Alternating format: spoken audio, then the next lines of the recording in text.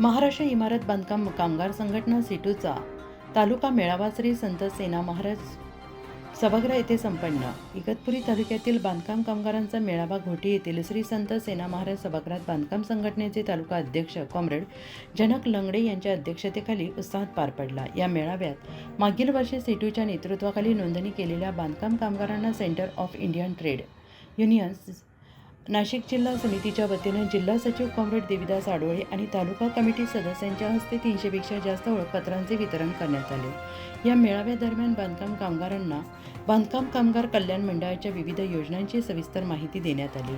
योजनांचा लाभ कसा घ्यावा, नोंदणी प्रक्रिया, आवश्यक कागदपत्रे याबाबत महत्त्वपूर्ण मार्गदर्शन जिल्हा सरचिटणीस कॉम्रेड देविदास आडोळे यांनी केले. याप्रसंगी तालुका अध्यक्ष comrade Janak Langade, comrade Ganesh Gawande, comrade Nivrutti Kadu, comrade Vasudev Bhagade, comrade Sunil Adole, comrade Appasaheb Bole यांनी मनोगत व्यक्त करत बांधकाम संघटनेच्या माध्यमातून हजारो कामगारांना विविध योजनांचा लाभ मिळवून देण्यासाठी सातत्याने प्रयत्न केले.